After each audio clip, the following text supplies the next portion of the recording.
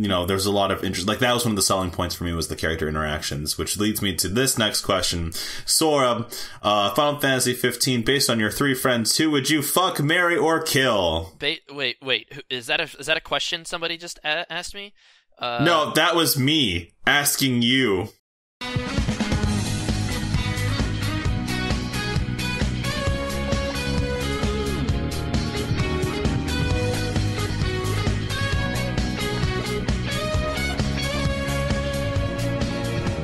Alright, welcome to another exciting episode of the Velvetcast! Hello. Whoa. Yeah, we're here.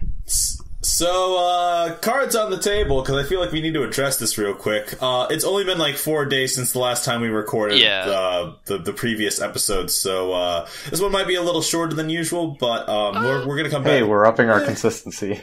Yeah, man. We are. Well, yeah, we are. Yeah. That being said, I'm going to be a little busy on this end real quick. Just should have done this before. Before we start doing this, I am getting Final Fantasy 15 right now. Wow.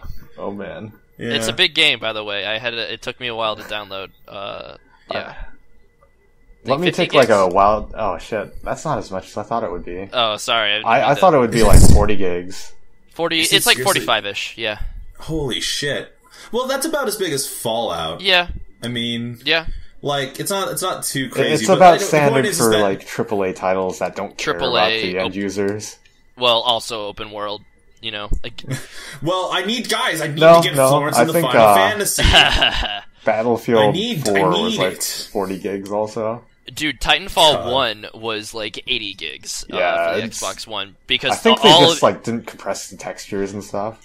They didn't compress. It was the audio. Audio took up 50 gigs. They didn't compress it, and they included every single language. It's like, no matter where you download it from. Yeah, it's like, why? That was like clearly like they just didn't care. Anyways, should we do introductions? Aren't we doing that now? Oh fuck! Yeah.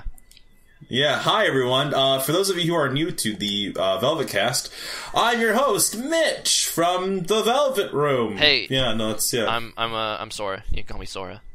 Yeah. Yeah. And I'm Josh. I'm your editor of this podcast. Yeah, man. He's our official editor. Yeah. VC editor. Good. Oh, that's fantastic, knowing that I cannot download Final Fantasy 15. Why not? Oh, you don't have enough space. It's probably a dumb space thing. I should not be doing this right now on the cast. Drama. Well, how about this? I have played Final Fantasy for about 12 hours now. Oh fuck! Seriously, it's been 12 hours. Yeah, I put in 12 hours over the weekend. Holy shit! It's been 4 days. I know. What happened? I purposely cleared my weekend so I could, just play this game. I just kind of went into it. This is my first weekend here in my new apartment where I haven't had something going on. So I just took care of some apartment stuff, cleaned it up and everything, and then I just kind of went full gamer mode and played for 12 hours over 4 days. 12 hours, 4 days. Yeah. Ugh. Didn't leave the house too many times. Yeah. No. So it must be doing something right. I'm deleting Titanfall 2. All right. That game that just let you know. Rip in peace. This one. It was a free weekend this weekend. Guess who didn't? Guess who totally forgot about that? Yeah, go and delete that. You don't need that right now. Oh, anyways, so should I just get into Final Fantasy 15 then, or what? Yeah, no. Pre-game me a bit before, because after the cast, I'll probably be trying to play this. Yeah. Honestly, okay, good, because I think this is a good opportunity for me to sort of help you manage your expectations. Because the takeaway right off the top is that I'm really enjoying Final Fantasy 15. I like it a lot so far.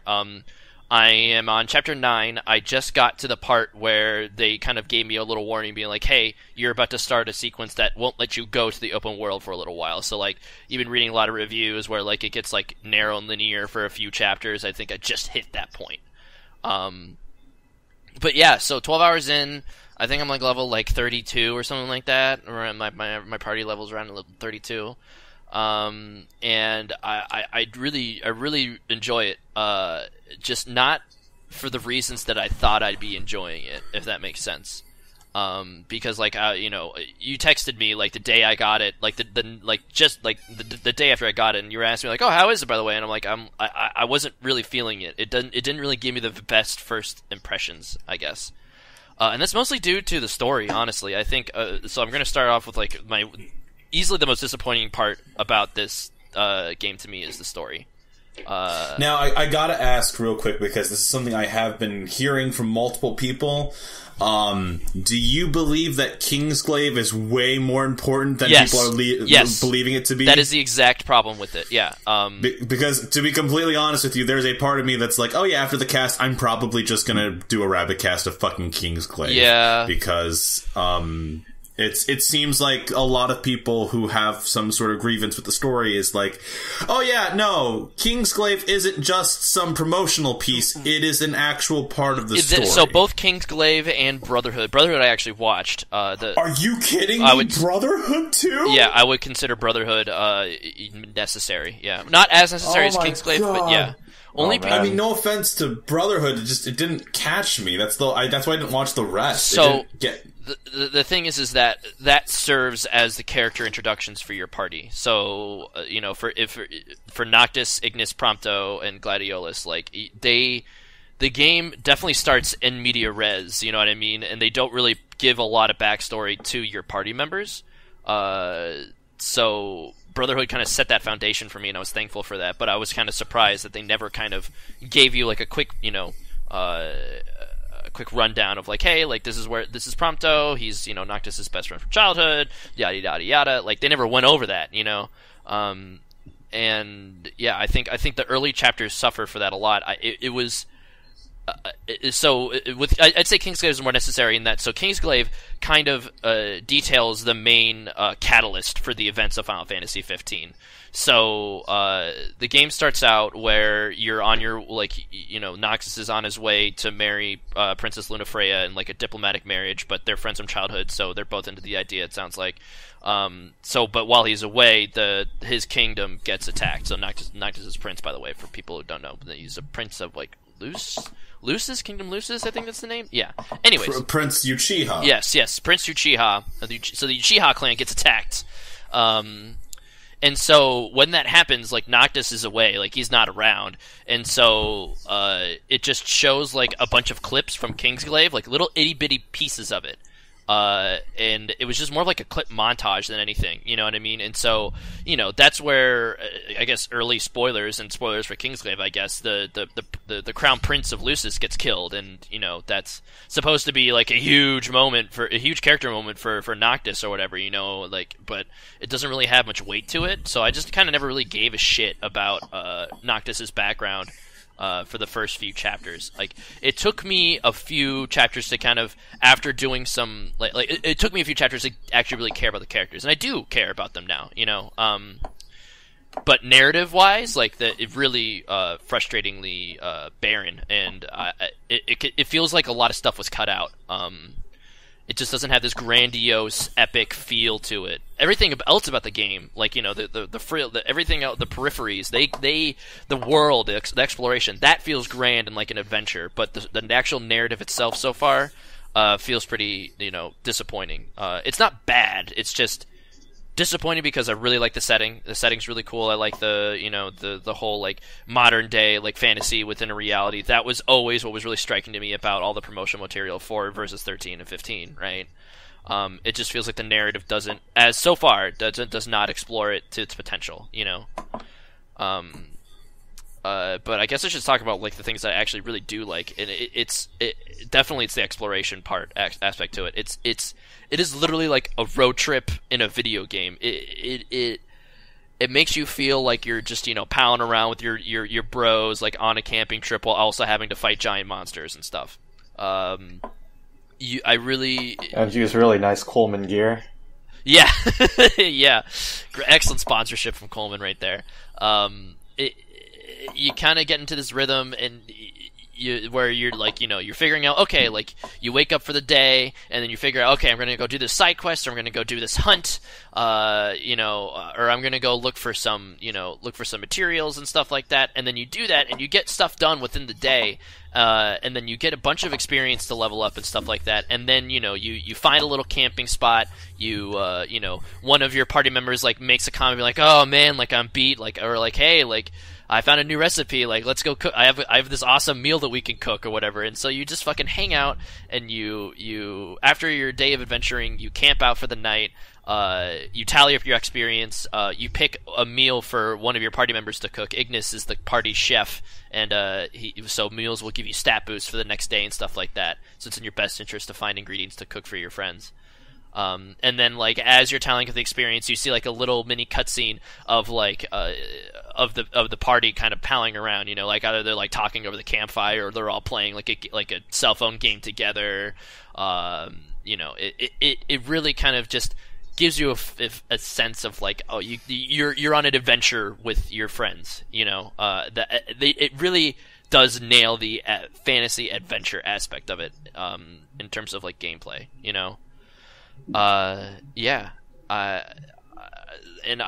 So that's why I'm like a little bummed where like now I'm at the point where they're like, okay, like you're not going to be able to go to the open world for a while, like be ready for some story stuff, and I'm not really that interested in the story anymore. I just kind of want to pal around with my friends, and kind of kill monsters and go fishing, and and hear like Ignis quip at Prompto for being a flippant little dickhead sometimes. And that's another thing.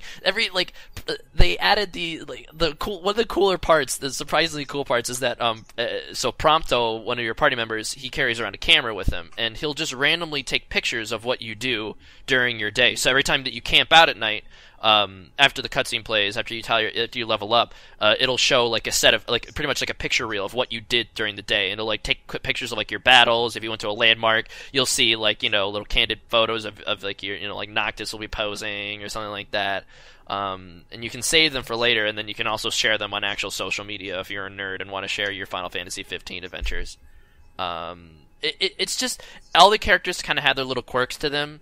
And that even though they didn't really have a good background story set up, I did end up getting really attached to these party members. I think Ignis might be my favorite. He's like, the stern, like super heavy British accent, and is like always like oh, like we need to calm down and figure out a plan. Like he's always the most practical one, where he really works off of Prompto, who's way more like upbeat and kind of just I don't want to say wacky, but more spontaneous.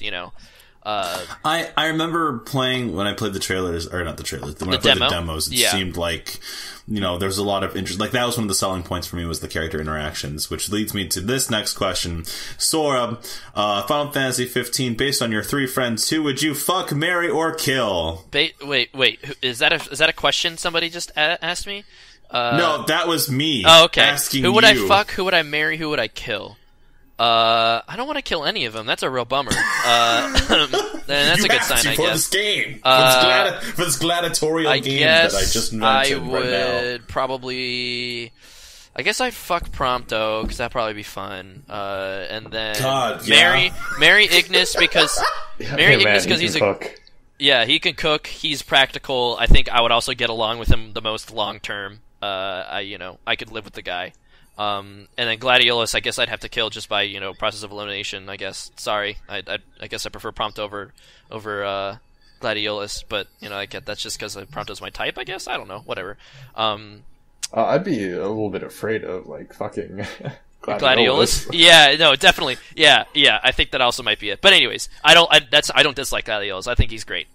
You know what? Real quick, Josh, what are your thoughts? I think I'm pretty much the same. I only watched an hour of gameplay that a friend went through, but that's the same sort of impression that I got. Okay. So I guess I should move on to the combat, right? Sorry, this is I'm just rambling here, but seriously. You're fine. You're selling me on a game I bought. Spent the better half of my weekend on this game, yeah. It's all I can think about. The combat is another thing that I didn't like at first, and that I needed to adjust my expectations, because I came into it thinking it was going to be like Kingdom Hearts, because everyone was like, oh, it's action like Kingdom Hearts. It is not like Kingdom Hearts. Don't go into this thinking it's Kingdom Hearts. It's different. It's its own weird thing.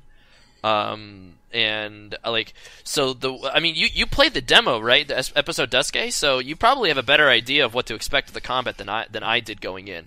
But so it's kind of more about the flow of combat rather than the individual like swings you're trying to get off or individual abilities and stuff. Where you're just trying to, it's more about reading the monsters that you're fighting, like, and seeing when they're about to attack so you can parry them, or like seeing when they have an opening so you can kind of like, wail on them and knock them over. And then also like situation awareness, like if you're surrounded by enemies, like you'll warp out, and catch a breather and then warp back in, or like try to, like warp out, look from above, tell one of your party members to do their special, and then you combo into that special. It's a really nice thing of like achieving kind of like worrying about the flow of the battle that I feel like Final Fantasy 13 was trying to get at, where you're more concerned with the flow of the battle and trying to figure out like what roles your party members have to do, but you're in the same role the whole time, so it's more individual. It feels a little bit more energetic, a little bit more, you're more, it feels more involved. I suck at it. I'm really terrible at it in that I'm actually having to use all of my restorative items all the time because I'm always getting my ass handed to me. Because I think I'm really impatient. I just kind of go in there and wail on him when I really should be hanging back and trying to find openings. But that's really nice. I'm liking that I actually have to use all my items and save up money to buy more stuff. I'm sorry, you were saying, Josh? One thing that surprised me is like I have a friend who like went like semi-pro in like Tekken back in Korea, and even he was having like some issues with the combat. Yeah, it's like it does not seem super duper intuitive. No, I would not call it intuitive. I would say that it doesn't really do a great job of explaining itself. Technically, it's really impressive though to watch. It's like I don't know what kind of like AI tech that they have to like set everything up, but like there has to be some like witchery going on under the hood. Yeah, the AI is good until it's not good. Namely, I get really pissed off at my party members so the way that the health works is that in combat when your health drops down to 0, you enter a danger like staggered mode where you can't attack, and you're kind of limping around, and then your actual like maximum health bar is gradually ticking down, and if your max health goes all the way down to 0, then you die. But while you're in that state, one of your party members can come up and res you, essentially. Like they'll like tap you on the back, being like, "Hey, get back in the fight," and you get half your health back, and you get back into the action. So it's really frustrating, like when you're in the middle of like 10 different enemies, and you're just like kneeling, like clutching your chest, like, "Oh God, like I'm dying here," and you're just like waddling over to your party members who they just could not be bothered to even look at you. Like you can't tell them to like, "Hey, pick me up." They have to do it on their own, right? So like there's been times where I'm just like limping towards like Prompto, like, "Prompto, tap my shoulder, man, like just let me up," and then he's just like off doing his own thing, like shooting his gat at people, and then I'm like, all right, well, I'll call over to Ignis, and I'll just end up dying, because none of them will be bothered to pick me up, and maybe there's some sort of trigger that I'm missing, maybe I'm just bad.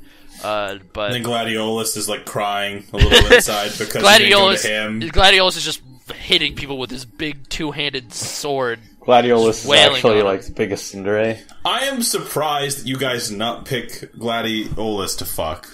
I'm surprised. Yeah, it's just not my type. Not my type. I wouldn't say no. I mean, I wouldn't turn it down, I guess, but just Prompto's closer to my type. I would marry Prompto. I don't know if I could deal with Prompto for a long term. I don't know. Cute. I like the guy. He's great, and I'm glad he's around. But I would definitely not be able to handle him long term. No way. You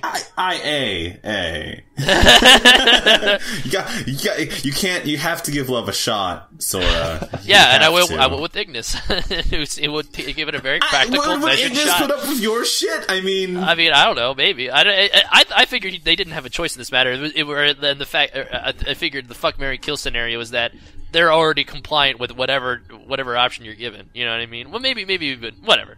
Anyways, God, that would be weird if fuck, marry, kill, but also they do not want to be married to you. Yeah, that would be a weird stipulation. Fuck, marry, kill, but they can also kill bitter you. Marriage, yeah. fuck, bitter marriage, kill. Yeah, there you go. It's. Yeah. So I'm also, as far as voice acting goes, I'm playing the game in English for now. It did take me a while to get used to the voices. I think the voice acting itself, like per character, like they're fine. I think it's well acted enough. What the problem that I have with it is that the timing seems really weird. In that, like it's very like sometimes it's jarringly apparent that these are just all separate voice actors recording their lines in a booth, like separately, because like they'll just have random conversations, which is cool. I love the random conversations. Like that's really what grew me attached to these characters. They'll quip at each other. They'll joke with each other. They'll console each other. It's really neat. But the timing of that can kind of become unnatural. Like, I mean, the first time I saw this was I was going into the first dungeon, and then Prompto was very clearly creeped out, and so well, everyone was kind of creeped out, and so they were all like, like kind of like saying like, oh geez, like all at the same time. It's hard to explain until you actually get into it, but like the lines will trip over each other, and it doesn't seem very natural. They'll interrupt they just interrupt each other pretty often, which is kind of disappointing. But like as far as like actual like voice acting goes, I don't really see. There's some people that are complaining about it. I think it's fine. I like it fine. And then apparently the only other option, and I don't want to ruin this for you, I guess the only reason I haven't even tried the Japanese audio, I've heard that it's dub titles. So fuck that. You know what I mean? Like it's what? Dub titles. So meaning that they just took the script in the English dub, and they just put the Japanese audio over it, so they didn't like bother having different translations for it. You know what I mean? So like they'll say something totally different, and then but it'll be the English script. So okay, but to be fair, that's a whole nother endeavor. Like that, it is. No, I'm not surprised, but I just don't even want to like it's definitely going the extra mile, but I mean, hey, Persona 5 is going the extra mile. You know what I mean? So, wait, are they doing a full translation with their Japanese audio? Yeah, you're gonna. Oh shit! Yeah, that's probably why it's delayed. You know what I mean? That's why it's in April. Well, at least that's how I'm interpreting it. You know what I mean? But I mean, to be fair, this game has been delayed like a lot. I know. I understand, but and it's not a deal breaker for me, and I don't think. I mean, I guess it's a deal breaker for the Japanese audio for me, but whatever. And I'm also in a very weird area where I'm not that many people. Well, I don't know. Not that many people who are picking that option would actually understand. Maybe they wouldn't even notice. You know what I mean? Like, it's a good chance they wouldn't notice. I think they that don't understand language. Customers have become more discerning over the years about like this kind of stuff. Yeah, whatever. Square Enix didn't deem it worth the effort. Probably for good reason. But still. Do we delay this game even further, and then the guy who suggests that like a knife goes through their hand? Yeah. So. Yeah, I don't know. I guess I really, really like the game. It has a really great sense of adventure. It has some nostalgia for like the main source of nostalgia is like when you're driving around the Regalia, you can buy soundtracks from different Final Fantasy games for it. So I've just been cruising around playing the Final Fantasy IV overworld theme, and then like every now and again I'll just pop in some Final Fantasy 14 tracks and stuff like that. Just to get myself pumped for like the next fight and stuff like that, and get me super nostalgic. Fucking out Otherworld but like from Final Fantasy X. I don't have the 10 soundtrack yet. I need to find it. That's the problem, is that you need to find it. You need to buy them from shops. That's the first thing you need to do. You go to the shop, you go and look at the car parts. That's where they are, and then you buy the soundtracks. So like I think the town where you start out in, there'll be a guy who sells Final Fantasy IV and Final Fantasy. I think 8 soundtracks, and then you start out with Final Fantasy 1, 7, and 13. Of course you do. Yeah. Those are the milestone titles. Yeah. Yep. Oh my god. It's honestly, so far I'm really enjoying the game. I wouldn't say that it's worth the 10. It's not a 10-year.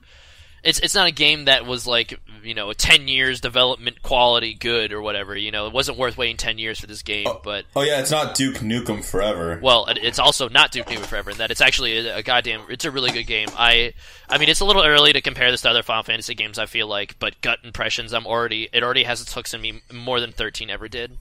And I actually along with you, I'm one of the I'm a defender of 13. You know, I don't hate on 13 relentlessly, but 15 already nails the vibe, the spirit of Final Fantasy. I feel like a little bit better than 13 did. You know, if it definitely deserves the Final Fantasy name on it. And it's not just because it has the soundtracks in it, you know. I mean, I look forward to touching it and understanding exactly what you're saying, but like from my impressions just by the trailers, from the way that it's been handled, it seems like it's trying something different, but also like understands where it stands in terms of the community and how much of a make or break it had to be. Yeah. Like, it seems like it's very aware of the situation that it's in, because if this game sucked, this would have been the end of Final Fantasy, I personally believe. Yeah, definitely. If this game somehow tanked. It's already doing pretty well. They shipped 5 million units already. I don't really know. Shipped is always a weird term, though. That just means that they shipped it to... That means that they shipped 5 million copies to retail stores, not necessarily that the retail stores sold through all their stock. I read an article that this is saying that this is the fastest selling Final Fantasy game. That's the thing. They say fastest selling, but they mean fastest shipping. You know what I mean? So that just means that brick and mortar stores were the fastest to be like, hey, or I don't know how that stuff works, but that just means they shipped the most units, you know, in this first week, and we won't really know until the sales come through.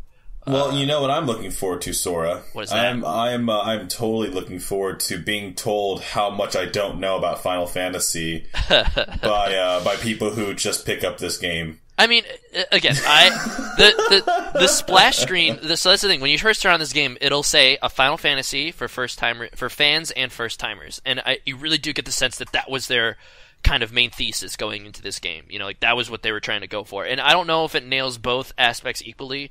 I do think it's I do think it's more for first timers than it is for fans. But I do think it's more.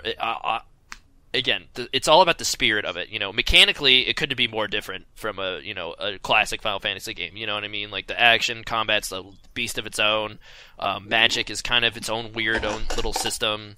It's more like items, I get, like more like an item system. There's like warping around and stuff like that.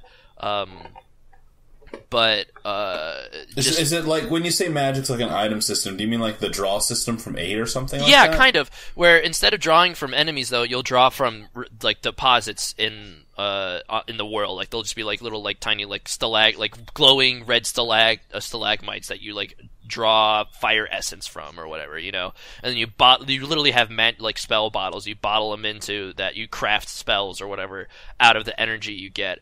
And then you equip it to different characters. It's really dangerous in that, like, maybe you probably already know this from the demo, but if you use it, you have to be really careful where you use it because all magic is AoE and it's all friendly fire. So, and they'll like put on some really bad status effects if you use it, recklessly. So I kind of tend to avoid it. Yeah. That's so cool. That's such a cool idea, but. It honestly, it ends up being a little bit more effort than it's worth for me, at least. Maybe that's why I'm dying a lot. Maybe I should be using magic more, because it's really good for clearing out groups of enemies, but it's just such a hassle to, like, you have to go into the main menu, you have to go into Elemancy, you have to go craft your spell, you have to equip your spell, and then you have to then choose that spell as a weapon, and then aim it the right way in real-time combat, you know? It's just a bit of a hassle for me, where, like, if I see an enemy and I see, like, oh, their weakness is fire, I'll just wail on them with my sword. They'll die quick enough. You know what I mean? Like, I'm not ever like, oh man, like I should really use magic for this guy. At least not yet. That sounds like such a cool idea, but not. I feel like that would have been like a cooler idea in, like, let's say a Final Fantasy spin-off. But then again, this was supposed to be this was a Final Fantasy spin-off. Yeah.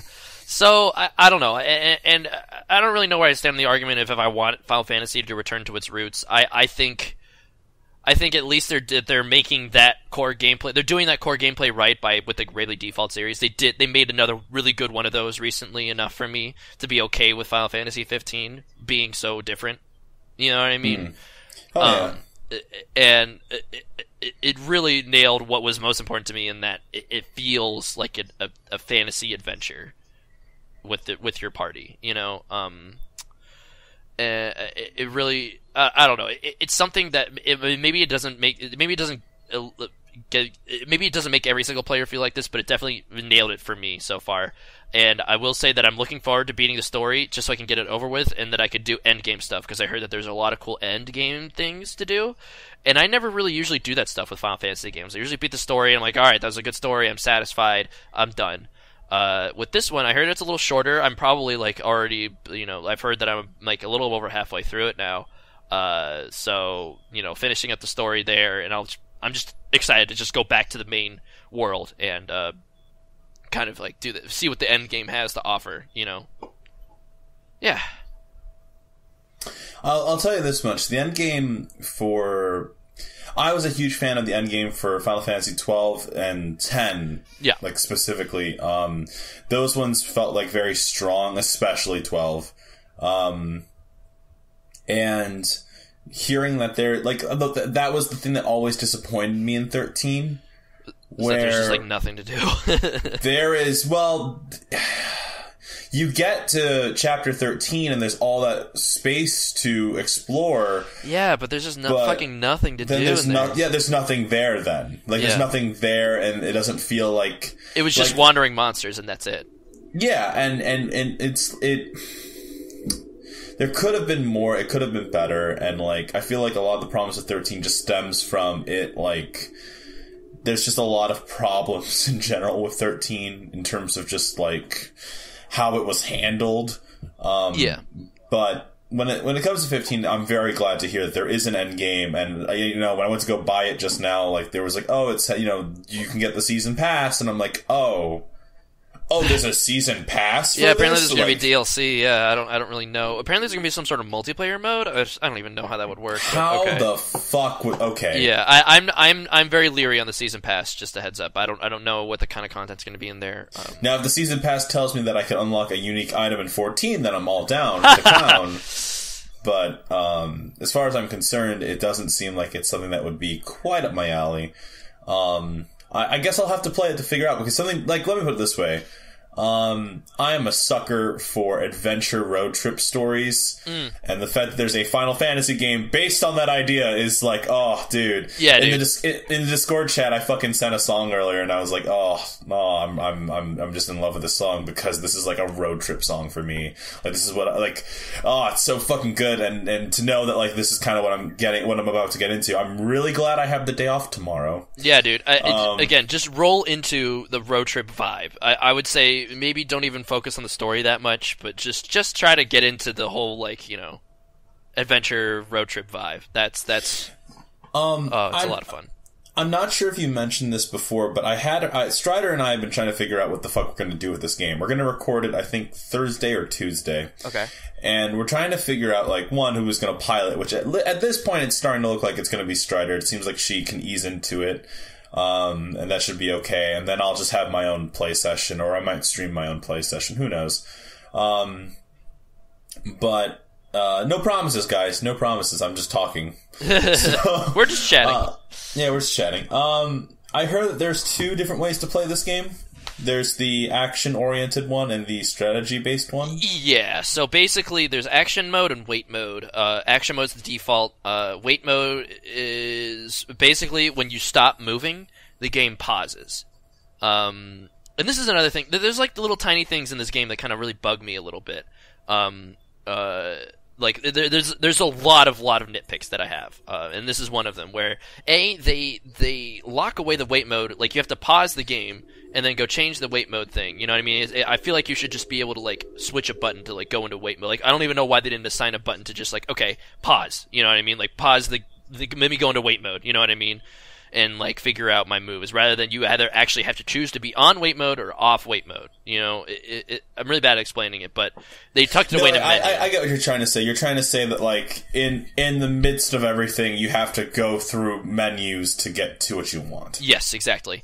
And so basically all wait mode does is that whenever you stop moving, the screen will freeze. Well, the action will freeze, and then you can rotate the camera around.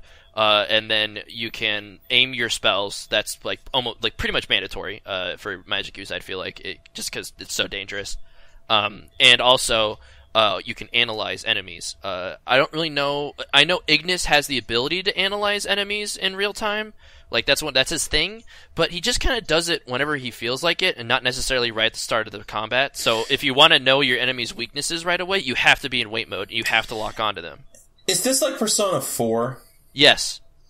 Okay. Yeah, sort of. All where right. the very similar like setup weaknesses for Persona 4. You know, where the I meant like you know how in the old Persona games, or not even in the old Persona games, but like before 4. Like, your teammates just kind of did what they wanted to do, and you just kind of had to, you know, roll punches and... Yes. Yeah, your teammates do what they want to do, and you just kind of have to deal. You can tell them to do their specials at any time, though. Like, you can, like on the D-pad, they each have like a special awesome move that you just say, like, hey, you know, like Gladiolus, like, do Tempest, and he just, you know, swings around his two-handed sword like a maniac, or like Prompto, like, you know, says a little funny quip and snipes somebody, and then Ignis, like, whips out blades, throws them at people, and then you warp to them and slap them a second time. You know, that's probably my favorite. But you just have this boner for Ignis. Yeah, like... dude, maybe. Yeah, I guess I do. I really like Ignis. There's a very strong bias to this one. I really Ignis is you, Josh. That's why you think that. I really I love myself. Like all of them, though. I really do like all of them. You know, all three of them, like almost equally. Almost. What was I saying? Oh, yeah. And so you have to be in wait mode to look at enemy weaknesses.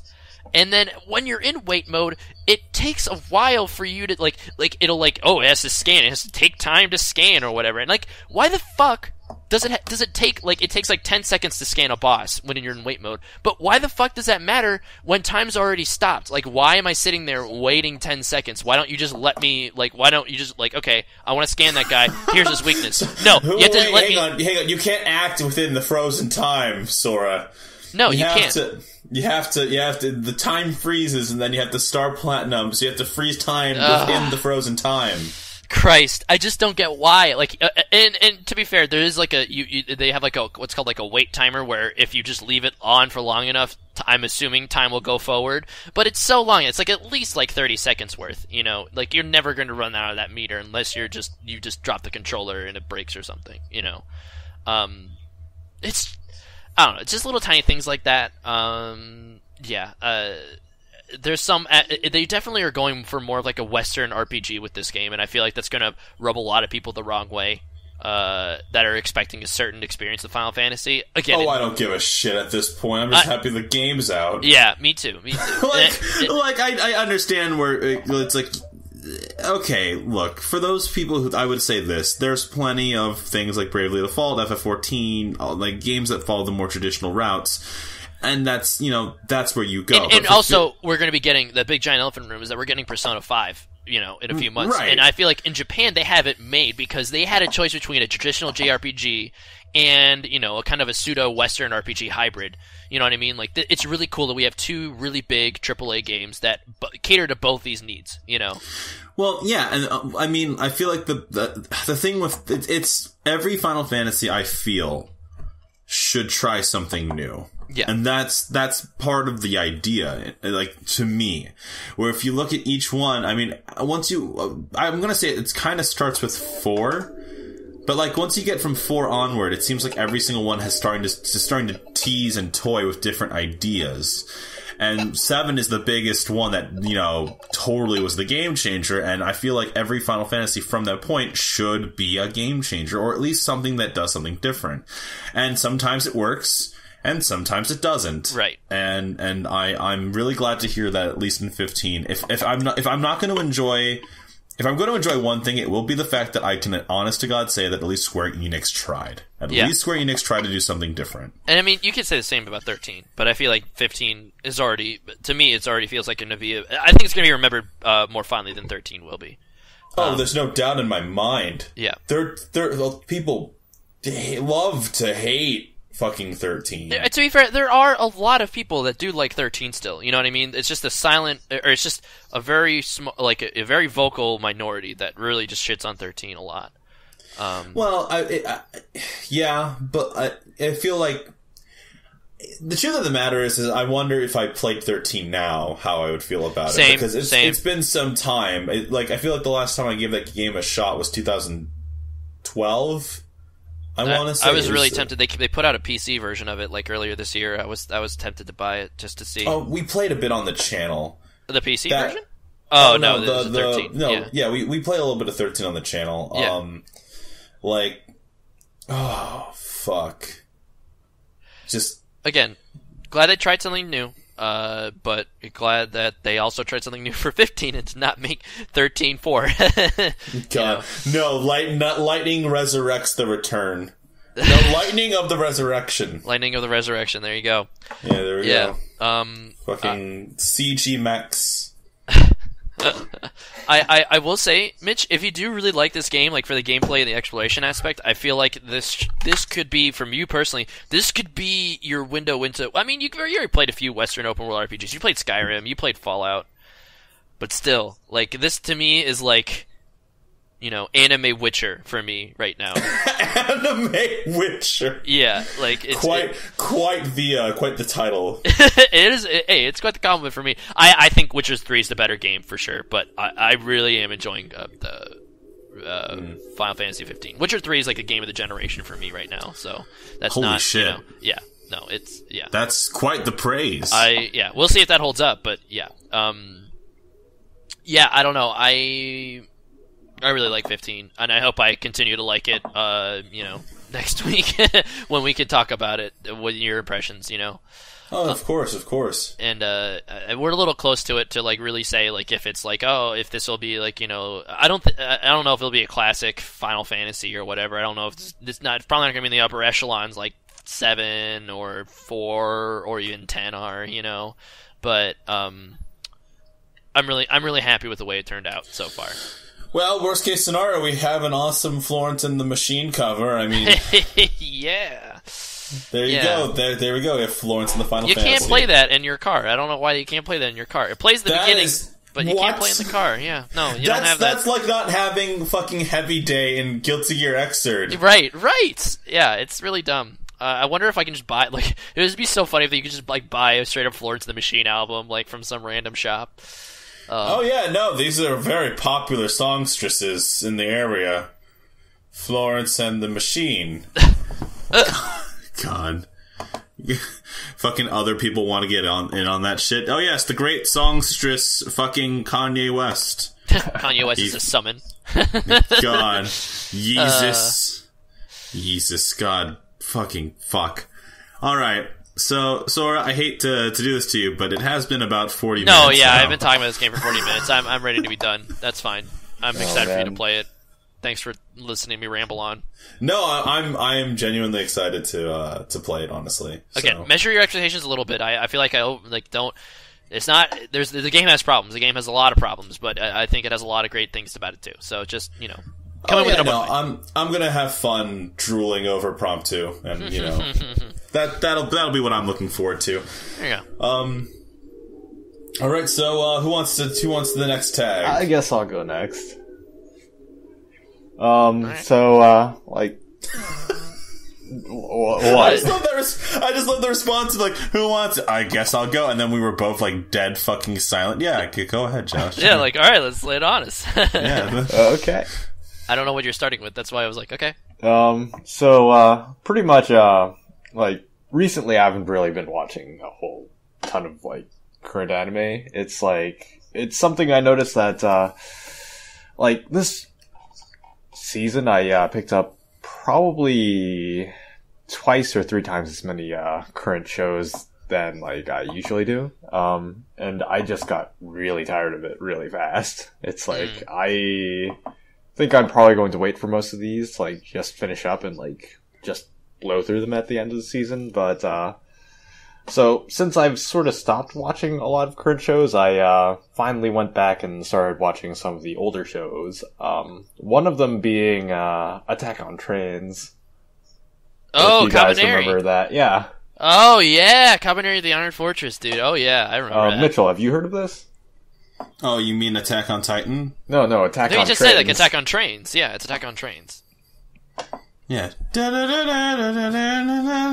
you end up watching that? I forget. You probably not, right? Oh, me? No. Oh, God, no. I won't be No, associated with that. I barely watch any anime. The last thing I watched was Keijo. Christ. Dear God, of all the anime that you could watch. First of all, it was not my decision. We've been over this before. Yeah, you need to listen to the last week's podcast and oh God. Just Velvet clip that. that whole story. Her breasts are her ass. God damn it. Anyways, go ahead. Iron Fortress, Attack on Trains, please. So Attack on Trains, the only episode you need to watch is the first one. I would Oh my God, is this your Keijo? No. Wait. You hate it. If you hate it, then that's fine. Sorry. No. So I watched the entire series because I thought I might as well do the series, that courtesy, since the first episode is probably like the best episode of the entire series. Would agree, maybe. It definitely starts strong. You know what I mean? Like, it's definitely a great first episode. Like, I watched the first episode, and then even by like the third episode, I realized I just did not care at all about any of the characters. No, yeah. It's like, oh shit, the princess Sama, who's she lost her dad, and she's doing things. Oh, now towards the end of the movie or end of the series, it's like, oh, it's Snowpiercer, the anime now. Yeah, it really goes. It really goes off the rails. Like I'd heard about it being sort of not super serious before, but it's something where I feel like after having watched it, I think I know what the problem I have with the series is. It's the fact that it had probably the most, like, one of the most compelling, like, first episodes I've seen out of, like, one of these, like, super dramatic action, like, almost gothic level production value anime that's come out recently, where it's like the first episode's really beautiful. Like the digital effects work that they did really great. Yeah, the hair effects in this anime are like fucking out of this world. Like they do this like 3 or 4 times like later on in the series, but whenever they do this to these character designs, it's like you notice, you sit up and you go, fuck. That's gorgeous. Wow, it looks great. It also looks. It's also like, kind of like reminiscent of like an older kind of style. Yeah, you know it's I mean? It doesn't very look like a modern old school. show. It's like maybe early 2000s, late 90s.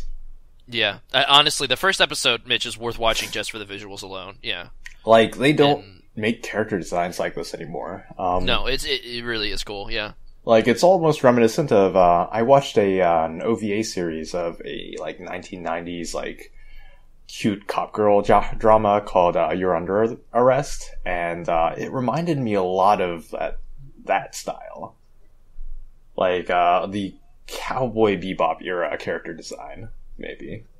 Yeah, I feel ya. And it's something where like the main character Ikoma, who's basically like our Eren Yeager, except he's a scientist, which makes him automatically better, is like, he's just compelling to watch. It's like, as he's going ahead and like, as he's had his first success and he's overcome the Cabaneri sickness, it's like, you just can't help but to root for him. And it's something where I don't feel like I really need to root for him after the first few episodes, because like, after that, like, success comes to him really, really quickly, like, one after another. Oh. Yeah. So, we made, these special bullets that can, destroy the, Titan zombies. Okay. Right. It's a lot of Deus Ex Machinas in that. Like, it diffuses episodes. The threat of, the, Kabane, which are, like, Titan zombies, really quickly, and you just don't care anymore after that. Yeah, I definitely agree with you in that it starts strong. I think that I would have been satisfied if they'd ended it. I guess I'm going to get into spoilers here, but it was the episode where they officially, like, where after they killed, what was it, the sword wielding Kabane. Forget what they called it, but you know what I mean, like that was like kind of essentially like the first boss fight, right, so to speak. They killed that guy, and then like, you know, the samurai. Kurisu, I think? Whatever. they finally he finally like, you know, decided to team up with Ikuma, you know. Mm-hmm. And finally made good with him, and so like that was like when the whole train, the Kotetsujo, like finally like, you know, like banded together and like, all right, cool, we're cool with Ikuma and Mume, you know. It could have ended then, and I would have been happy, you know, because I think really when it fell apart for me was when they tried to put in the series villain Biba. Biba is the single like Biba's like the most beautiful man in the world. But he single-handedly kills it for me. Fucking pink-haired, boring Sephiroth. Like, oh my god! I feel like I've never heard a phrase more eloquently destroyed than pink-haired, boring Sephiroth. Yeah, I don't know. Can I get the name one more time so I can look it up? Biba, B-I-B-A. Yeah, I think that's how you spell it, right? Yeah. Yeah. And it's you know, he had the potential to be interesting, but it just did not happen for me, at least. You know, I thought the final episode was good. You know, like that the final episode was like action packed. I think I'm trying to figure out when I was like, oh, this show isn't really as good as I was hoping it'd be. Oh well, I'll just be in it for the fun now. You know what I mean? I think that would happen when they gave the Kabane, what was it? When Biba had like that formula that turned the Kabane into giant iron Kabane or whatever. I forget what they called them. The giant like Mononoke board things. Yeah. When they first injected that serum and his partner shot like a giant laser out of her mouth, and I was like, oh, all right, we're just going full anime now. Like, that sounds dumb to say, but like, you know, like, okay, like this is just being dumb fun now. Okay, well, it's something where if like a Titan from Attack on Titan suddenly like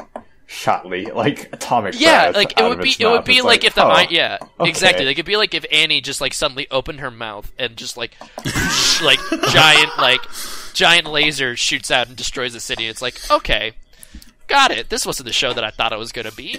Aaron sprouts giant devil wings and like starts flying everywhere. Exactly. I think what bothers me the most about the show is that it feels like a waste of a lot of potential.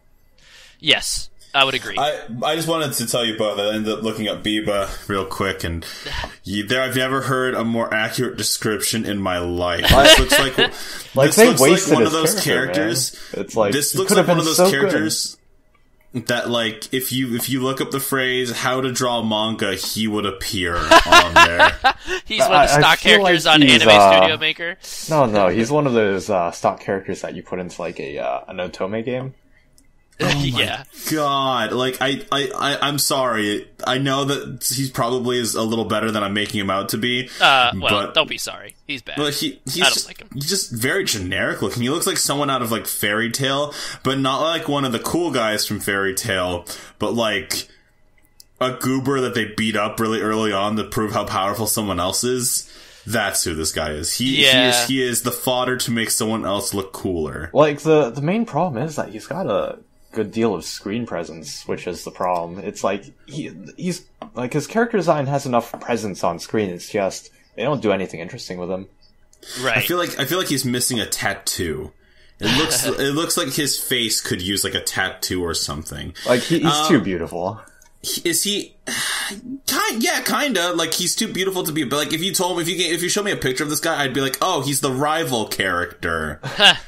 Like, I don't know anything about this series. It's like, oh, this guy's the rival character. Or better yet, this guy is, like, a secret bad guy. But from what you guys are telling me, it just doesn't sound like it's a secret at all. I mean, they try to make it secret, but it's very obvious from his introduction that he's very ominous. Like, he's supposed to be the great hero, and then he just ends up being, like, whatever. I guess I'm just going to spoil his whole entire arc. But, his whole entire plan is to, so the main plot of Kotetsujo is that it's exactly like Attack on Titan in that humanity is largely retreated to walled villages to escape the Kabane, the giant like metal iron zombie apocalypse, right?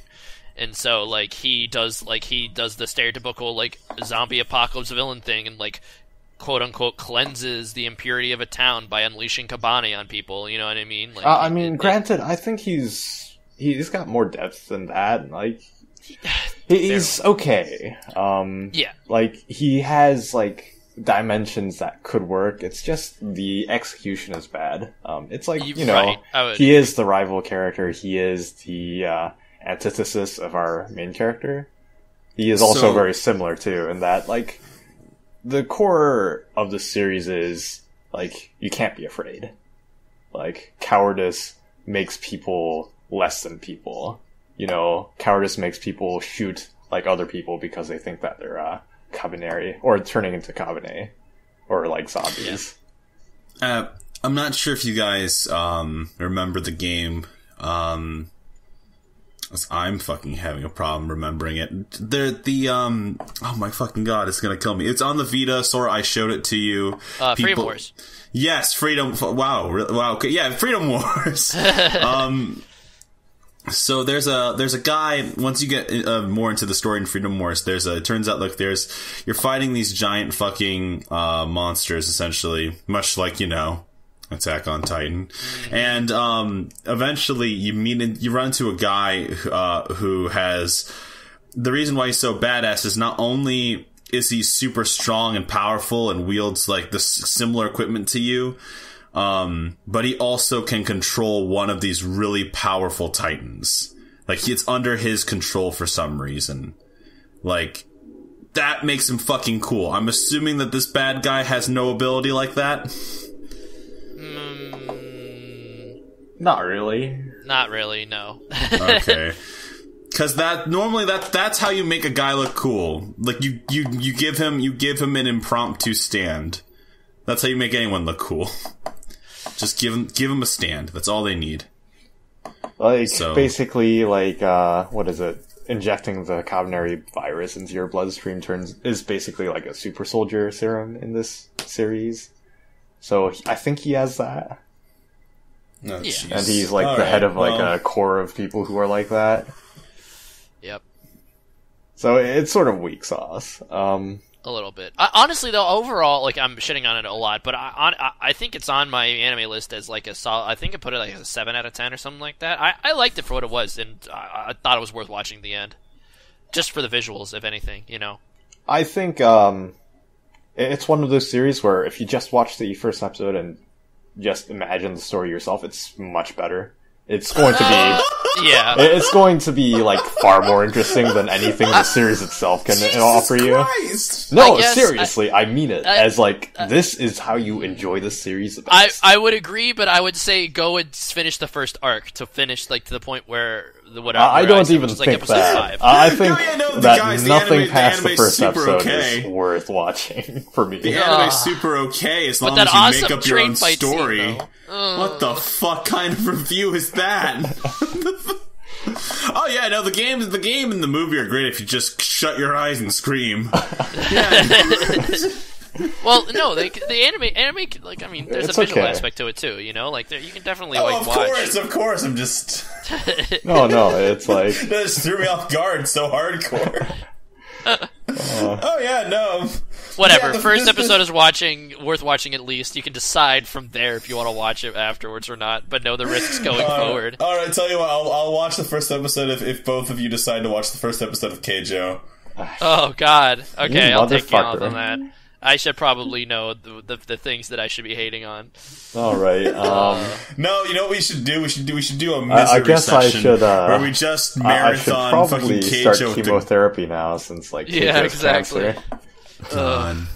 We should do a misery section where we just fucking watch the show. We just watch Keijo with the goobers, and we can all say we survived it at the very end. A misery section. Are we going to watch the Rosario plus Vampire? Oh god, no, that's real misery. Holy shit, that did not age well at all. Oh god. Anyways, Josh, I'm gonna take your hand and tag. Yep. Tag. Because I want to talk a little bit about Overwatch. Overwatch. Okay, so, in the latest news of Overwatch, we didn't get a chance to cover it last time, but, there's the PTR going on right now. There's huge changes to Symmetra. Yep. Local Symmetra player and person who will probably be the most wanted PS4 fucking Symmetra in the game, Strider, is incredibly excited about it. So many changes. She has 2 ults now. One is a shield generator, and the other one is the teleporter. She has an equivalent of a portable shield, a portable Reinhardt shield. It's a flying Reinhardt shield. Yeah. So I've seen some pretty interesting, just from watching a couple clips, I've seen some pretty interesting uses for it. One I would not have thought of by myself, actually, was there was a Widowmaker standing up on a ledge, and I saw someone just shoot the shield out, and the Widowmaker was struggling to handle that situation, and then Tracer just shot her down. There's it seems like it's cool to have a portable shield. A lot of people are saying that this will help Reinhardt players to recharge their shields a bit, give them that extra boost and be an actual support character, and then she's just faster. She's she's a new game changer, and I'm very excited about that. There's a new PTR stage called Oasis, which is going to be a control map like Ilios. And a lot of people have seen the bits and pieces with the cars in one of those stages where you can get hit by a car, and die. So GG everyone. And I think there's a couple more things. I know there's small changes being added here and there, but that's the big ones that I can think of right now. And then obviously we all get to look forward to the Christmas event, which will be happening soon, hopefully. Sometime. Yeah, I'm excited. It would be cool to get So votes now, bets. Who thinks that Reinhardt is going to be Santa Claus, and who thinks Torbjorn is going to be Santa Claus? Now the problem is that unfortunately there has been some leaks. Oh really? And the leaks are apparently saying that it's going to be Torbjorn who's going to be Santa. Oh, fuck. I wanted Torbjorn to be a Christmas elf. I can't tell if that would be offensive or not. What? Why? It'd totally be better. Oh my god. I can't, it's...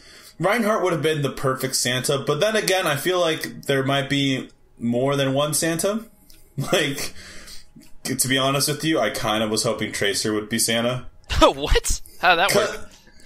Okay, just hear me out, okay? Alright, I'm hearing you out. It would just be a cool outfit for her to have, because it's jolly and festive and shit, and she could, I don't know. Everybody knows that Tracer's gonna be an elf. Well, no, it's either that or Jack Frost. She would make a really, cool and cute Jack Frost. Hey man, I need years. I could do that. Yeah. I could deal with that. Yeah. I mean, wait, you know what? Let's take a step back. Who hasn't gotten a costume yet? Widowmaker? Widowmaker has not had a skin yet, no. May. I think Widowmaker got kind of... She didn't get May hasn't had a costume yet. Well, May's a given for this one, I feel. Oh, yeah. Oh, for sure. I want to say Bastion. Bastion is not. Nope. Same with Soldier. Well, Soldier got... Okay. Soldier got, got a zombie tint. Yeah, he got the Thriller skin. Fuck. Ana got one. Reaper got one.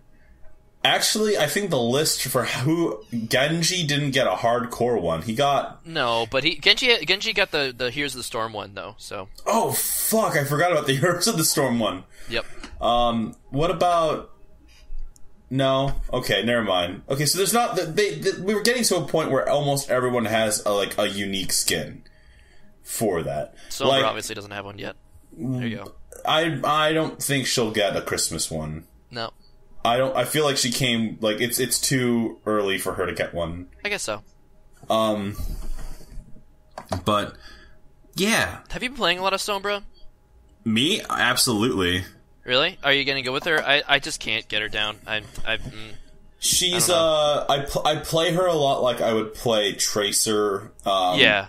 a lot of it's support. So like essentially what it boils down to is I can either flank or I can back off and like, you know, I hear that she has the fastest charging ult in the game.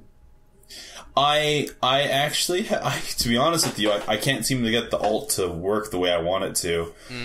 So like because in order for me to get the ult to work, at least for me it seems, you have to be, you know, you go in Viz, you go in the middle of all the enemies, you hit the ult so that they can't activate any of their stuff, and then your team comes in and kills them. But the problem is, at least for consoles, it seems like a lot of people are very scattered most of the time, unless you're at a choke point. So like if I do get my ult, it feels like it feels like I would be activating it if I see another ult, or if I see something about to like go down. Like it's more reactionary than it is setting something up. I think it's just a problem with like a lot of the Overwatch community in general. Like there is not very much knowledge on like how to play the game beyond just mechanical stuff. That being said, Sombra is one of my favorite characters right now just because of how she works mechanically. I feel like I have a lot more control. Like the reason why like Zenyatta is one of my mains is because I can throw Harmony and Discord orbs, and I'm not a main healer. My job is to decide who wins a fight, essentially. A 1v1. You know, that's my job. You know, I see Reinhardt, two Reinhardts going at it, and I hit one with a Discord and one with a Harmony, and then I start shooting at the other one to even the odds. That's Zenyatta's role, and that's why I really like him. With Sombra, I feel like I'm an offensive version of that, where I can't heal, but at the same time I weirdly can, where it's like, all right, well I'll hack this, you know, I'll hack these packs for you guys. So, you know, good job. And then I go in and I can hack like Reinhardt shields and hack the different things, and it feels more like I feel very supportive as an offensive character. So, it works for me. Now, if that's the way you're supposed to play the character, I'm not 100% sure, but it seems like that's what works for me. Like most of the time when I play Sombra, not only will I not die as much as when I play other characters, but my survivability goes up tremendously, and on top of that, most of the time when I'm playing Sombra, I actually find out, like, I feel like I'm supporting enough that we win. And it's a very good feeling. Now, admittedly, I have not touched Overwatch in the last week because of business and stuff, but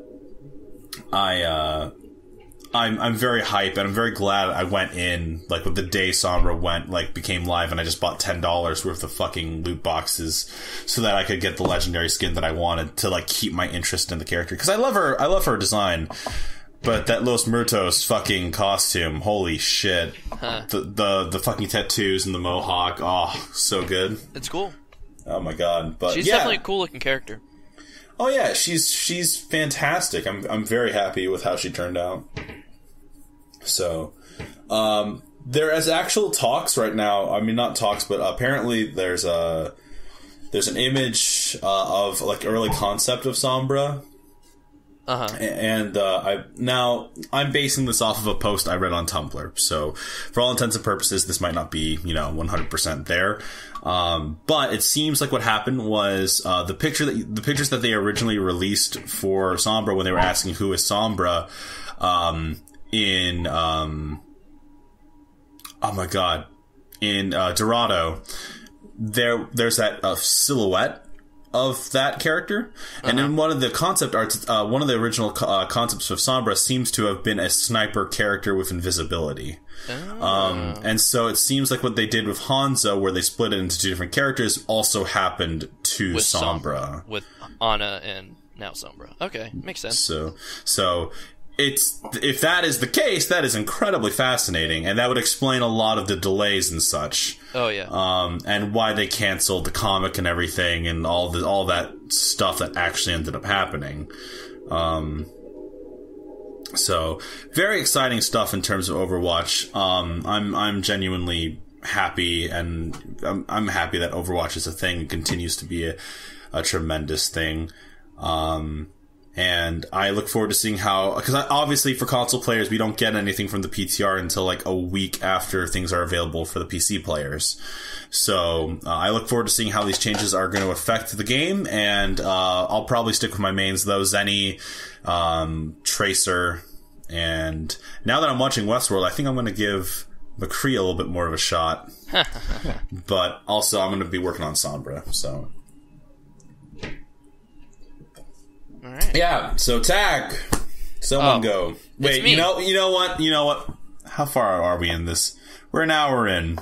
Yeah. Do we want to talk about the PSX? Let's keep this one short, on the shorter side. Yeah. So let's go into one of our main topics, which is PSX. Because I'm sorry, guys, I know that we did have other topics, but the truth of the matter is, I'm exhausted. I'm tired, and I know Sora has to wake up early tomorrow, and we're just going to keep this one short.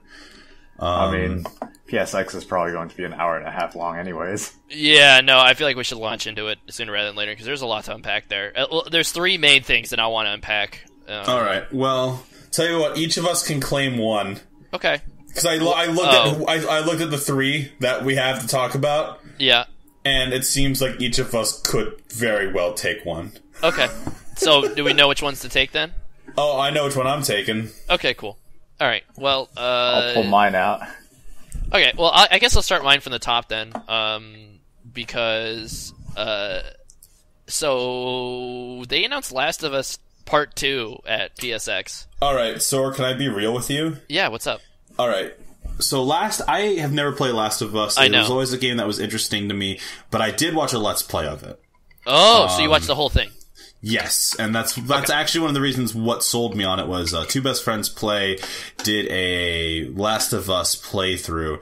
It looked very fascinating. I was very interested in the game. I never got around to playing it. And the fact that there is a sequel to this game is interesting to me. Yeah, same. But I want to hear your thoughts as someone who actually played through it. So, and this is the unfortunate thing, is that I really can't talk about this without spoilers, because even if you watch the flippin' trailer, there's spoilers. But What? I guess I'm just gonna go ahead. What's that? Yeah, Lelouch dies. Yeah, and it's... Well, anyway, so I played Last of Us twice, actually. Once on PS3 and then once on PS4. And it really... I really do like that game a lot. I mean, that game is, critical darling, and it did a lot of... It sold a lot of units, so it's very popular. For rightfully so. Naughty Dog really...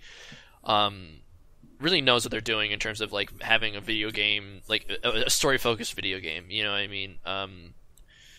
And I really don't like zombie stuff that much anymore. I feel like that's pretty played out, but Last of Us was so gripping to me. And it really, because at the end of the day, it wasn't even really about the zombies. It was a very human experience, and it kind of put the lens of, like, violence in video games in a certain way that made the story really interesting and fascinating to me, as well as those characters. And I felt like the ending to that game, which I'm about to spoil as vaguely as possible. Like, I think if what I'm about to talk about, it's still worth playing Last of Us just to see it through. But I thought the ending was so good for the 2 main characters, Ellie and Joel, just because it was sort of ambiguous. You know what I mean? Like, you were just like,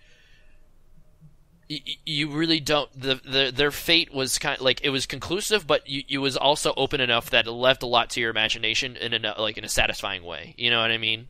And and of course, like, immediately there's talks of, like, all right, Last of Us now has to be a franchise because it did so well. I was just kind of hoping that if they were to ever return to Last of Us, that they would do it with different main characters, that they would have different stories.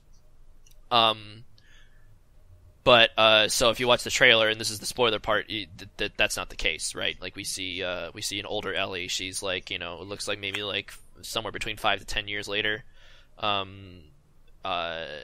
Yeah, and we know that both Ellie and Joel are going to be returning. And I don't really know how to feel about that. Like, I guess I'm excited to see more of those two, because I really love those characters and I love their interactions, but it's a huge risk. I have very similar feelings to Last of Us 2 that I do with Code Geass Season 3, in that it kind of... I'm excited, but I'm also a little nervous about like where do you go from here? Like where like what if you mess up that first game's ending that was so great?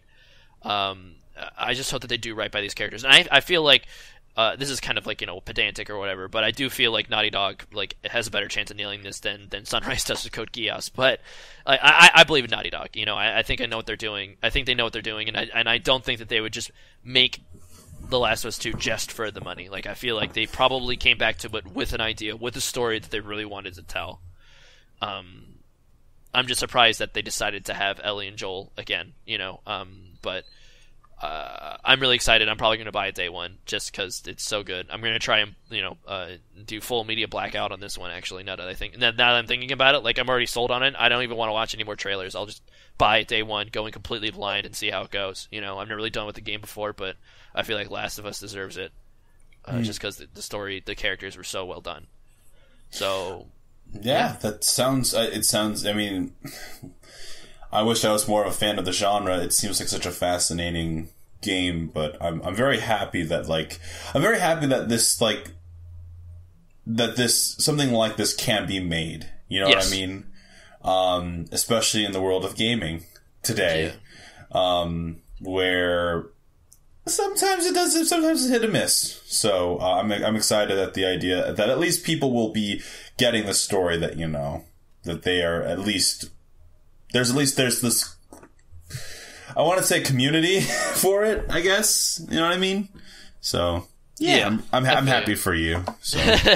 Yeah, Last of Us is one of those games that I would hold up to as an argument for with the whole shitty argument of our video games art. Last of Us to me is one of those games that is proof that video games can be a medium that is as effective at being giving eliciting emotion and emotional response out of its audience as movies or books are. You know what I mean? Oh god, I forgot where I was going to go with this. I don't know. My main criticism with it is that I think by you watching a Let's Play of it, you've got probably 80% of the enjoyment out of it. You know what I mean? Where the gameplay's pretty hit or miss, and I feel like it's good. It was fine, but it was not the main part of it was not the main draw of the game, which is the story. And you can get all of that. If you don't want to buy Last of Us, you should just watch YouTube.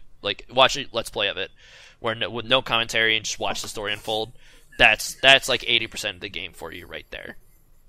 So I'm willing to drop down. It was definitely a $60 experience for me. I'm definitely willing to drop down more for that. I'm willing to drop down $60 day one, but some people aren't as willing to, and I think watching the Let's Play of at least the first one should be just fine.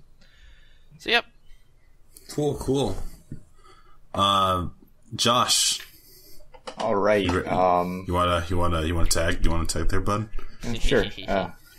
Tag. I'm giving this one to you. Tiny tag. What? Well, am I taking this?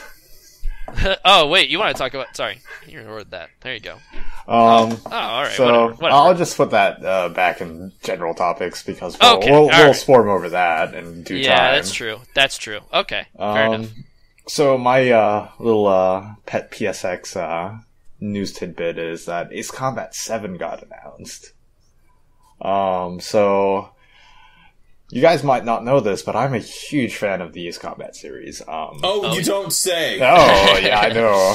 Mitchell knows this, but it's so Ace Combat has sort of been Namco Bandai sleeper hit series where it's a flight sim game that's been around since the PS1 era, but it didn't really start getting big until Ace Combat 3 and then the 4, 5, and 6 of the PS2 generation. And it's something that I really enjoy because it's a decent arcade flight combat game, but what draws me is that it's got a fairly compelling story, which by no means is required from these games, but it executes on them really well.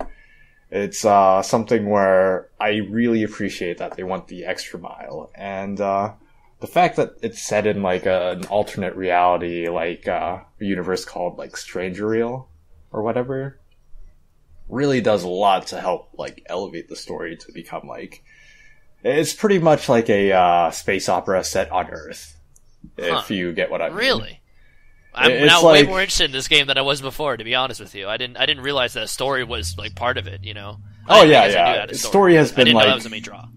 the main draw of these games, yeah. Really? Like I didn't even know. campaign is probably some of the like these are some of my like foundational like gaming experiences pretty much. Huh. Like you've got like Mega Man and like Legend of Zelda, and I've got like MGS and Ace Combat.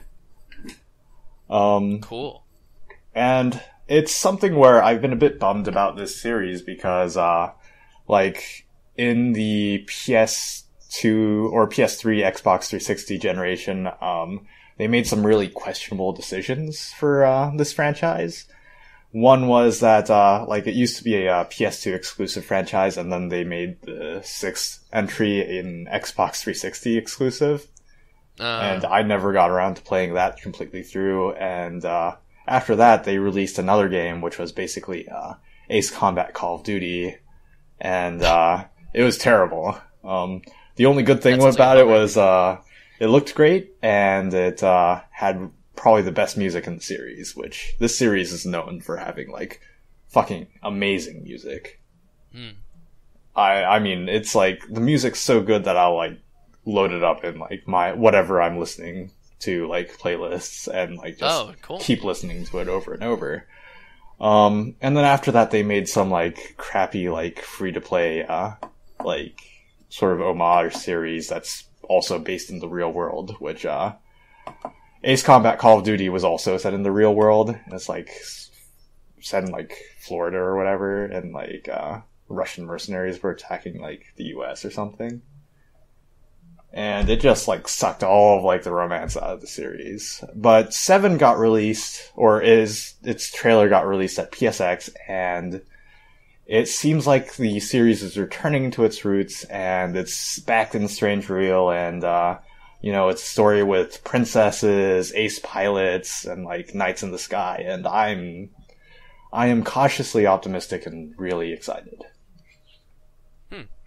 But did they have a release date for it yet? I do not know, but like it's something where it's probably something where I might actually think about like saving up for a PS4 just to like play this game. Oh shit. This is your buy a PS4 just to play a game? Yeah. That's wow. It'd be my killer app, probably. Wow. Damn. Okay. I mean, they're getting cheaper by the day. I want to point out that this is the guy who was so in MGS that he wouldn't do that. Hey man, I was.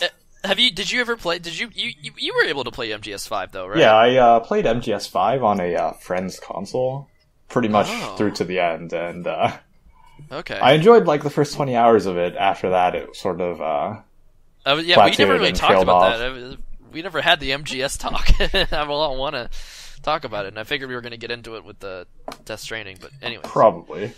Yeah, not today, guys. But yeah, that's Ace Combat 7. I'm pushing okay. for the depth honestly, of this cast. The Ace Combat 7, I didn't realize. To me, from an outsider's point of view, it just seemed like an arcadey flight sim, like you said, but with really good graphics, and it was accessible.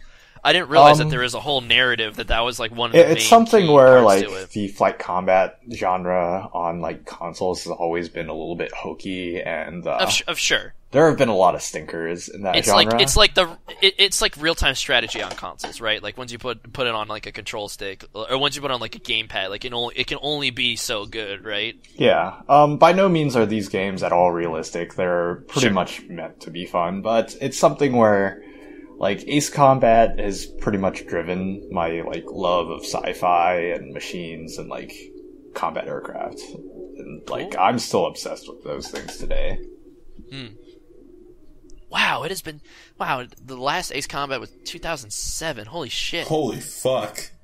Damn, that's like almost as long... It's almost as long as we've been waiting for Kingdom Hearts 3.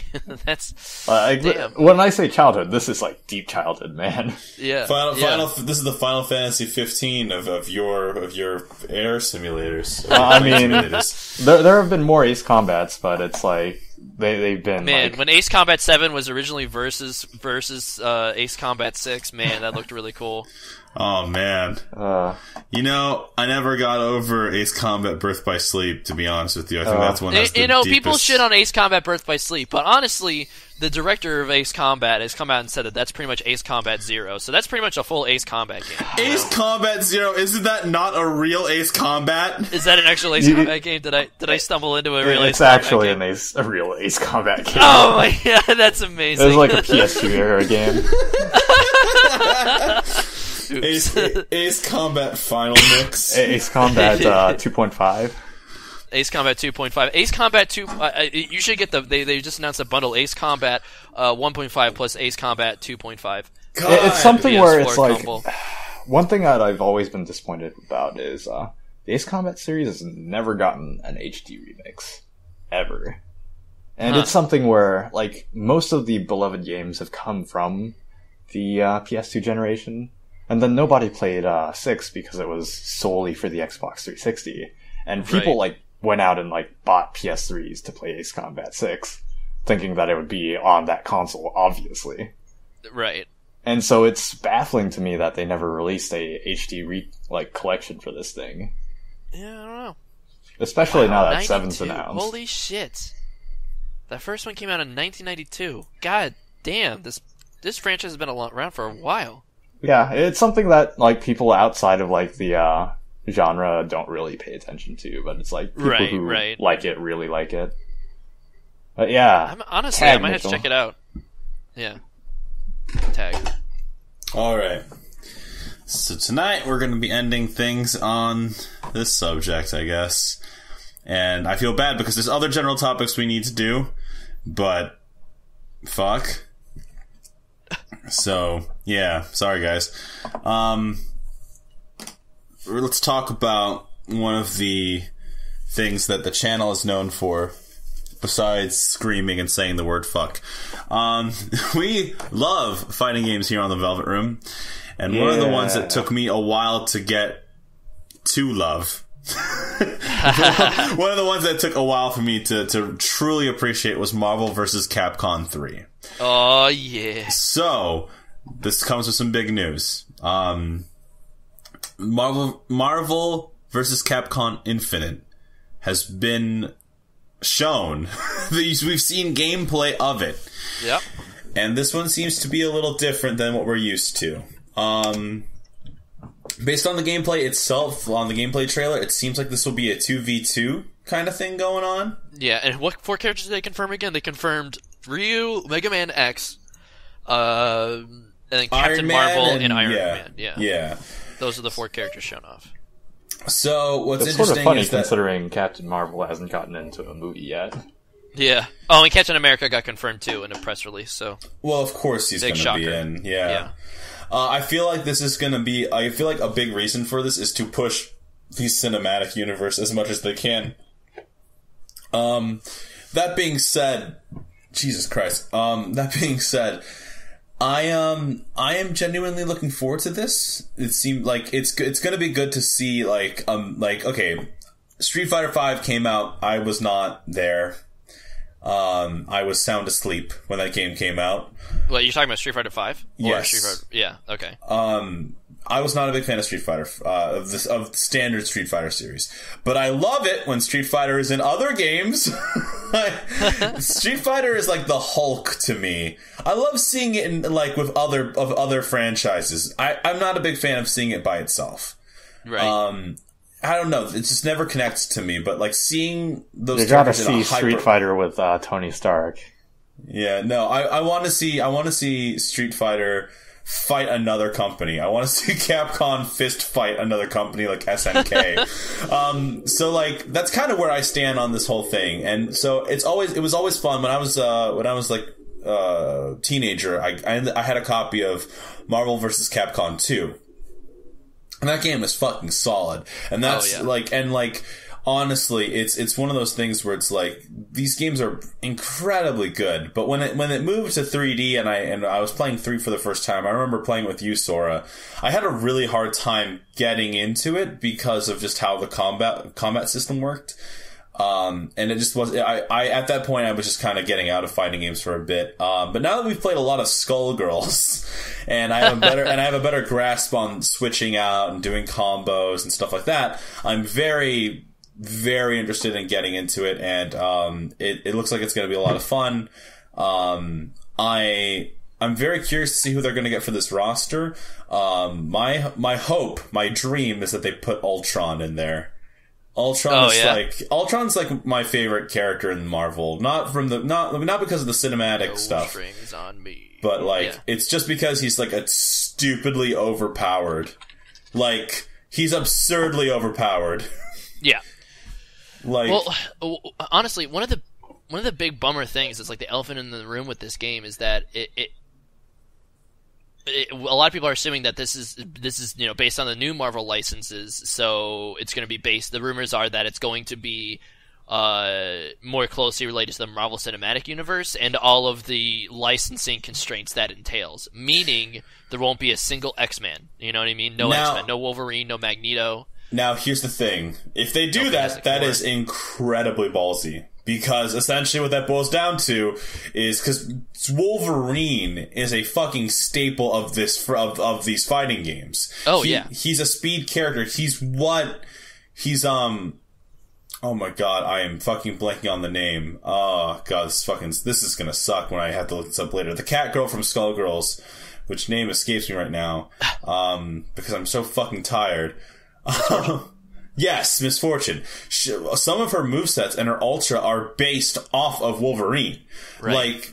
It would be absurd to not see him in the game. Now, that being said, funny enough, I actually have been playing the Marvel mobile game, Marvel Future Fights? I want to say that's what it's called. Made by Netmarble. It's reminiscent of the Ultimate Alliance series. So you just fight a bunch of enemies, you fight a boss fight. It's dumb. It's just it's a time waster. And with the roster of characters in that, what's funny is if they do not put X-Men in this, if I did not play this, I would be kind of worried. But the truth of the matter is, I've actually seen what the roster looks like without the X-Men, and honestly, if they fill it in. There is enough characters in this universe to make it work. And if to be completely honest with you, I think changing up the roster and introducing more obscure heroes would be super fun. The idea of having Ultron fight off against I don't know, Akuma would be fun. But admittedly, it would also be super fun to kind of see Wiccan, Wiccan. A Marvel hero who's is a sorcerer kind of character.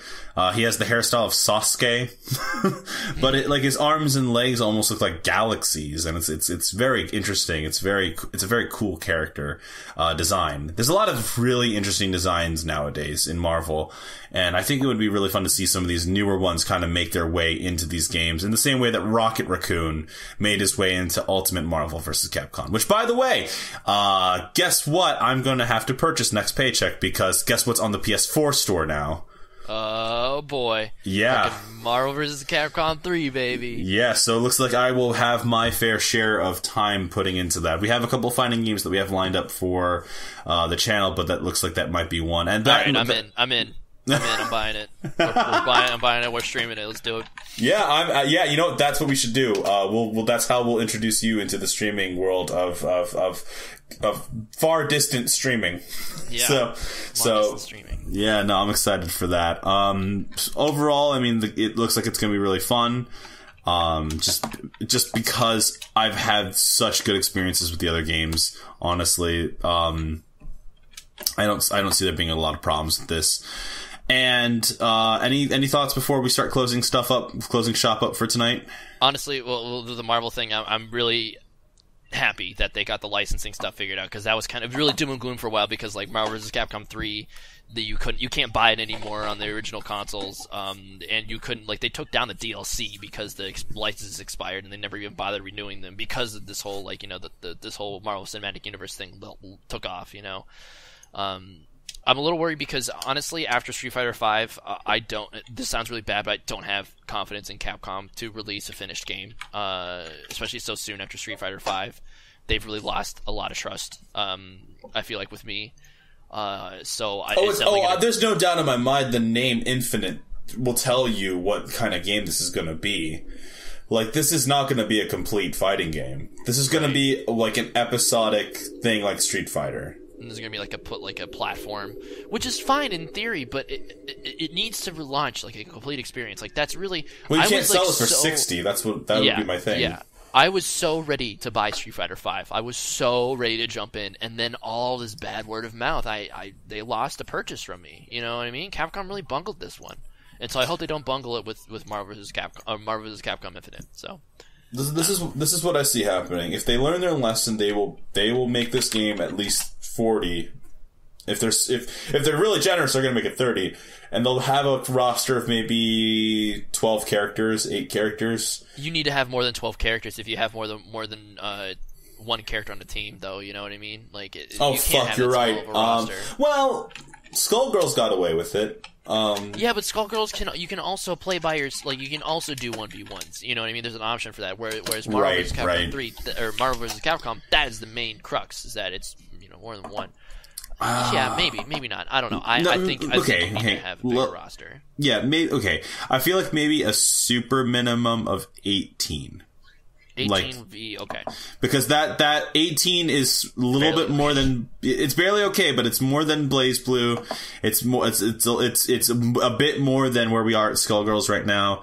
And with all the money that they're probably going to be pumping into this, 18 would be a solid number.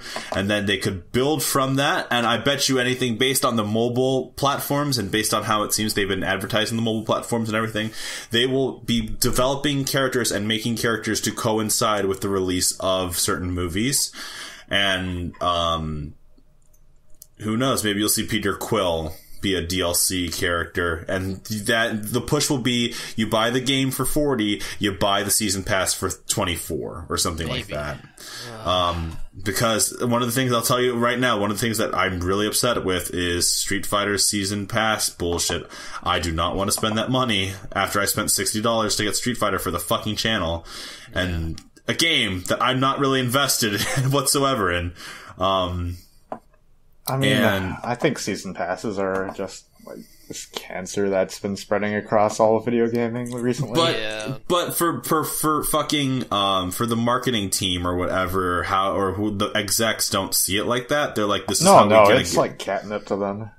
Like it's also justification for games still costing $60. You know what I mean? Like by all accounts, like games should be more games for $60. Back when the Nintendo 64 was around. So like if you adjust for inflation, they should be probably like closer to 70 or 80 now, right? And so this is their way of keeping. If you look at it this way, season passes and having extra content for users to buy is a way of keeping game prices down to a normal level. There's also the fact that a lot of AAA development, I think, is just unsustainable. Their development cycle is just not going to last. Yeah, and that's why it's so risk averse. You get a lot of games that are the same nowadays. It's just, it's rough. Rough. Well, that being said, guys, we're going to cut the podcast a little short today because of, life. Yes. And next time on we have no comments. I just want to say that real quick before people say that we're going to skip the comment section. We don't have any comments this week. If you want comments, please leave them. Water Tiger actually left one. Oh wait, fuck. what? All right. Perhaps Widowmaker would be Jack Frost because she's already a cold-blooded. Oh, there you go. Yeah, okay. That would make sense. Yeah, yeah. That. Okay. That was about half hour ago. Yeah, okay. Thanks. You know what, Water Tiger? That was pretty solid. Thanks, dude. That's, I would agree. I don't know. That would make sense. You know what? Yeah. I buy a Jack Frost Widowmaker skin. Yeah, I want Playful Tracer skin though. I still think that'd be super cute. All right, so next time on the Velvet Room, I actually have a list of things we will be talking about next week because something tells me that we'll just carry them over till next week. Sweet. So we're going to be talking about the new Steven Universe episode, which We just watched. We just watched, for the sake of the podcast. We just watched that, so we'll talk about that next week. We'll be talking a little bit more about PSX, specifically one more thing about it, Death Stranding. And we'll probably next time we'll be talking. Maybe if we all kind of work together and do it, we can watch, we can talk about the Westworld finale. Shit, if I can just finish everything. I'm going to watch the last episode right now, actually. It just came out.